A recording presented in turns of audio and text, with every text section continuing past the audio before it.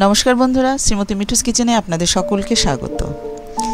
आमी आजके एक रेसिपि निये हाजिर हयेछि चिली बेबिकर्न। तो चिली बेबिकर्न तैरी करते आमार लागबे बेबिकर्न माने कचि भुट्टा। आमी बाजार थेके कचि भुट्टा निये नियेछि। आमी दुटो भुट्टा छाड़िये परिष्कार करे नियेछि। एबार टुकरो करे केटे नेब और कचि बोलेई एटा काटा जाच्छे सहजे। आमी एइभाবে दुई अर्धेक करे तार माझखान थेके आबार चिरे निये एरकम टुकरो टुकरो करे केटे नेब।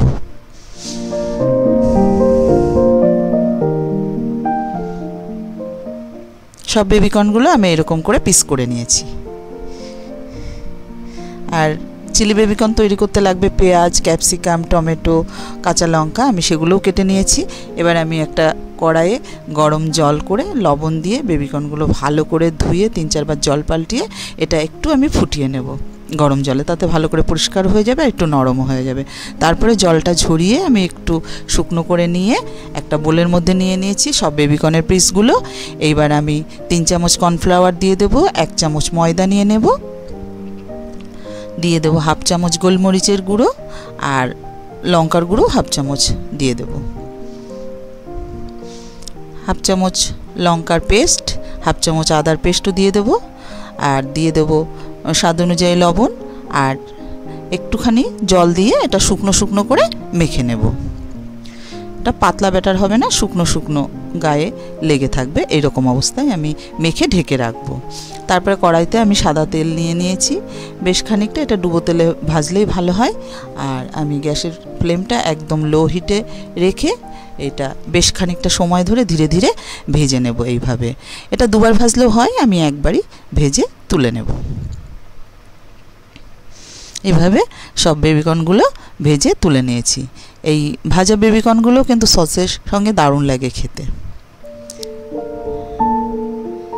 এবার কড়াইতে আমি একটু সরষের তেল দিয়ে কুচনো পেঁয়াজ দিয়ে দেব রসুন পেস্ট দিয়ে এগুলো একটু নরম হওয়া পর্যন্ত নেড়ে চেড়ে নেব। তারপরে আমি একটা সবুজ ক্যাপসিকাম, একটা লাল ক্যাপসিকামও দিয়ে দেব এর সঙ্গে, দিয়ে তারপরে এগুলোও আর একটু ভেজে নরম করে নেব। নরম হওয়া পর্যন্ত আমি এইভাবে ভেজে নেব।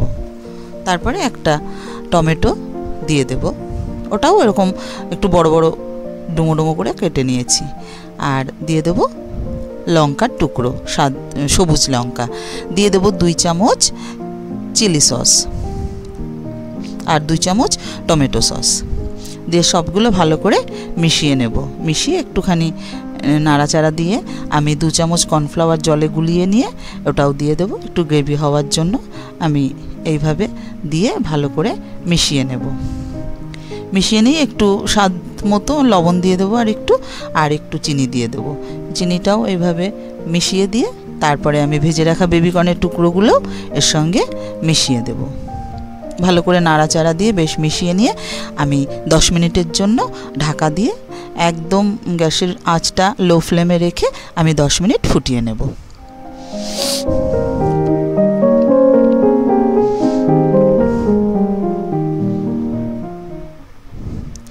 10 মিনিট হয়ে গেছে, একদম রেডি হয়ে গেছে চিলি বেবিকর্ন।